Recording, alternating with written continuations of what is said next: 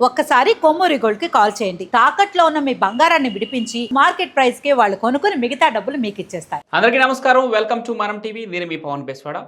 AP liquor scam లో కీలక నిందితులుగా ఉన్నటువంటి ధనుంజయ రెడ్డి, కృష్ణమోహన్ రెడ్డిలు నిన్న విచారణకు హాజరవడం జరిగింది. వారు విచారణకు సహకరించకపోవడంతో ఈ రోజు మళ్ళీ తిరిగి విచారణకు పిలిచింది.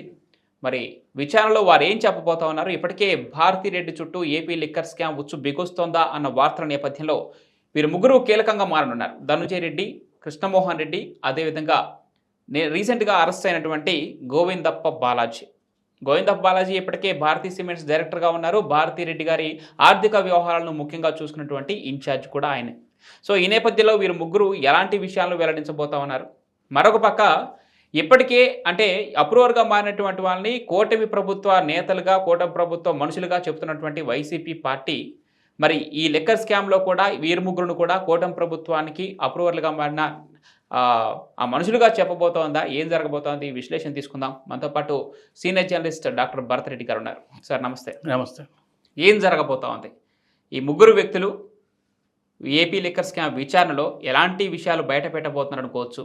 మరి భారతిరెడ్డికి తిరిగి బిగ్ బాస్ దగ్గరికి వెళ్తుందన్నది బిగ్ బాస్ సతీమణి దగ్గరికి వెళ్తుంది. ఎలా చూడాలి? లిక్కర్ స్కామ్ అనేక మలుపులు తిరుగుతుంది.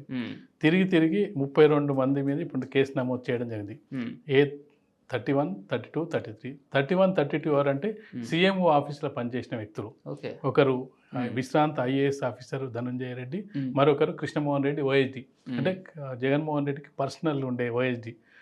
అది కాకుండా 33వ A3 ఎవరంటే భారతీ సిమెంట్స్కి సంబంధించిన శాశ్వత డైరెక్టర్తో పాటుగా గోవిందప్ప బాలాజీ పాటుగా వీళ్ళ అకౌంట్స్ అన్ని చూసేది గతంలో విజయసాయి రెడ్డి రాజకీయాల్లో ఒత్తిడి వల్ల ఆ పనుల బాధ్యతలు కూడా ఈయనే చూస్తుండు, మన గోవిందప్పనే చూస్తుండు. కాబట్టి ఈ ముగ్గురు కీలకంగా మారారు. మొదట్లో కీలకంగా మనం చూసుకున్నట్టయితే కేఎస్ రెడ్డి, అలాగే చూసుకున్నట్టయితే రాజకీయ పరంగా కేఎస్ రెడ్డి, మిథున్ రెడ్డి, విజయసాయి రెడ్డి మొదట్లో ముద్దాయిలు ఉన్నప్పటికీ మధ్యలో ఎవరెవరు ఉన్నారని పెద్ద విషయాలు బయటికి రానప్పటికీ చివరికి వచ్చేటప్పటికి సీఎంఓ ఆఫీస్ లింక్ అయింది, భారతీ సిమెంట్స్ లింక్ అయింది. ఇప్పుడు భారతీ సిమెంట్స్ వీళ్ళు ముగ్గురు కేసు సీట్ నమోదు చేయగానే మీరు ముగ్గురు పరారయ్యారు, అంటే అజ్ఞాతంలోకి వెళ్ళిపోయారు.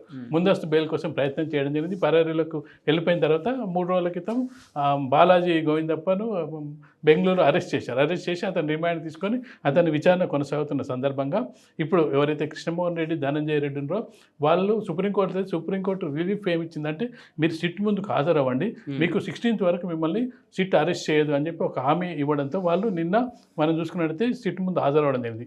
హాజరయ్యి సిట్టు దాదాపు 10 గంటల పాటు వాళ్ళని విచారించిన సందర్భంలో వాళ్ళని 60 ప్రశ్నలు వేయడం జరిగింది. 60 ప్రశ్నలు వేస్తే వాళ్ళు దేనికి కూడా సమాధానం సరిగ్గా చెప్పలేదు, సహకరించలేదు. దాంతో మళ్ళీ ఈరోజు వాళ్ళని విచారణకు పిలవడం జరిగింది. వాళ్ళకు రేపటి వరకు రిలీఫ్ ఉంది సుప్రీంకోర్టు. వీళ్ళు సుప్రీంకోర్టుకు మళ్ళీ వెళ్ళి మేము విచారణకు సిట్కు హాజరైనాం అని చెప్తే సిట్ ఏం చెప్తుంది, వీళ్ళు మాకు సహకరించలేదని చెప్తుందా, వీళ్ళని రిమాండ్ చేస్తారా అనేది రేపు తెలిసే అవకాశం ఉంది. ఈలోపు గోవిందప్ప చెప్తున్న వీటిని ప్రకారం అసలు ఈ భారతీ సిమెంట్స్ అనేది అసలు జగన్మోహన్ రెడ్డిది ఫ్యామిలీదే కాదు, మేము ఎప్పుడో అమ్మేసినాం అని చెప్తున్న సందర్భాన్ని ఇప్పుడు మనం గమనించాలి. అసలు ఇక్కడ కేసు ఏంది, సిట్టు గుర్తించింది ఏంటంటే ఇక్కడ స్కామ్ జరిగింది, ఈ స్కామ్లో 1000 కోట్లు చేతులు మారాయి, బ్రేవరీస్ ద్వారా లేని కంపెనీని, షెల్ కంపెనీని క్రియేట్ చేశారు, వాళ్ళ సొంత కంపెనీలకు డబ్బు మళ్లించారు. ఆ డబ్బును వివిధ రూపాల్లో అంటే కొన్ని భూములు కొనడం, ఆస్తులు కొనడం, బంగారం కొనడం, ఈ రూపంలో మళ్లించారు.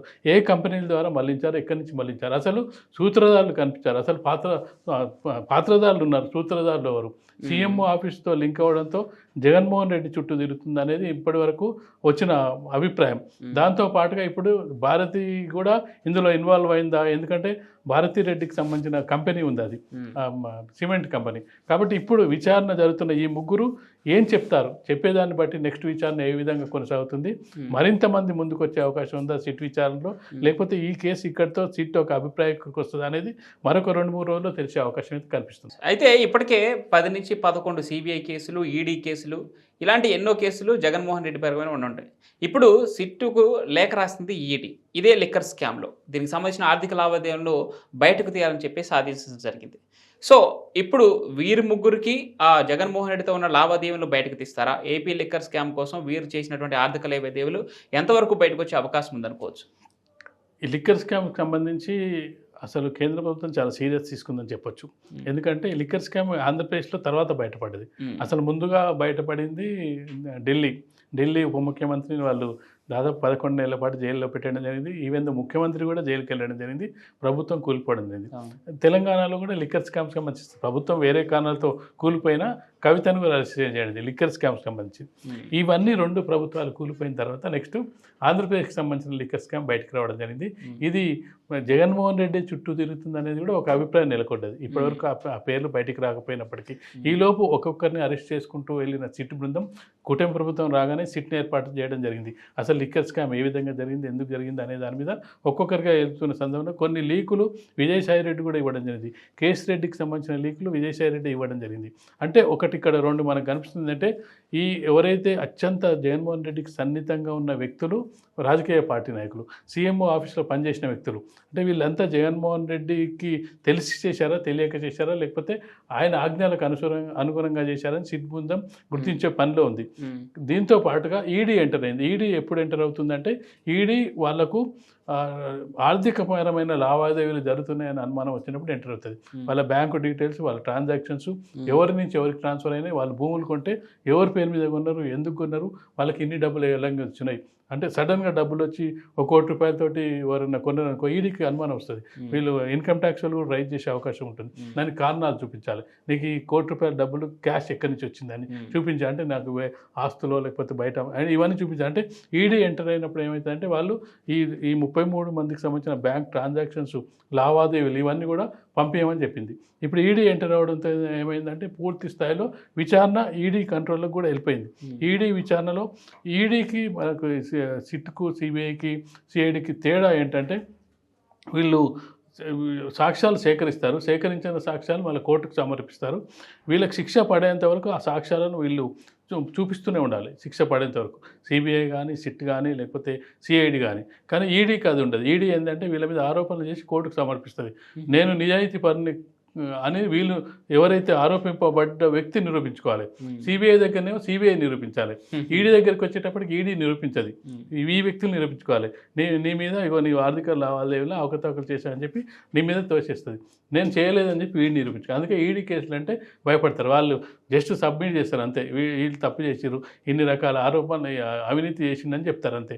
చెప్పిన తర్వాత నేను చేయలేదని నిరూపించుకునే బాధ్యత పర్సన్ మీద ఉంటుంది, ఎవరైతే నిందితుడో వాళ్ళ మీద ఉంటుంది. కాబట్టి ఈ కేసుకు సంబంధించి గతంలోనే 2 ప్రభుత్వాలు కూలడం జరిగింది. సరే తెలంగాణ ప్రభుత్వం వివిధ కారణాలతో చూపినప్పటికీ ఢిల్లీ ప్రభుత్వం అయితే ప్యూర్గా లిక్కర్ స్కామ్లు ఎరుక్కోవడం వల్లనే ఆ ప్రభుత్వం అబాస్ పాలైంది. ఎందుకంటే మధ్యతరగతి వర్గాల్లో కేజ్రీవాల్కు కొంత పేరుంది. ఎంపీ ఎలక్షన్లో భారతీయ జనతా పార్టీకి మొత్తం 7కి 7 ఎంపీ సీట్లు ఇచ్చిన, అసెంబ్లీ వరకు వచ్చేటప్పటికి కేజ్రీవాల్నే గెలిపించిన ఘటన 3 సార్లు గెలిపించిన సందర్భాన్ని మనం చూడవచ్చు. కానీ ఈ లిక్కర్ స్కామ్తో అతను అన్పాపులర్ అవ్వడం జరిగింది. ఈ కేసు తిరిగి ఆంధ్రప్రదేశ్ దగ్గరికి చేరడం జరిగింది. అవన్నిటికంటే ఇది పెద్దది లిక్కర్ స్కామ్ అని చెప్పి కూటమి ప్రభుత్వం ఇప్పుడు ఆరోపణలు చేస్తున్న నేపథ్యంలో దాన్ని నిరూపించే బాధ్యత ఇప్పుడు సిట్ బృందానికి ఉంది. దీంతోపాటు ఈడీ ఎంటర్ అవ్వడంతో ఇప్పుడు భారతిరెడ్డి ఇరుక్కుంటారా, జగన్మోహన్ రెడ్డి ఇరుక్కుంటారా, ఎవరు ఇరుక్కుంటారా అనేది ఈ సిట్ బృందం అయితే తేల్చే అవకాశం అయితే మనకు కనిపిస్తుంది. Right sir, thank you.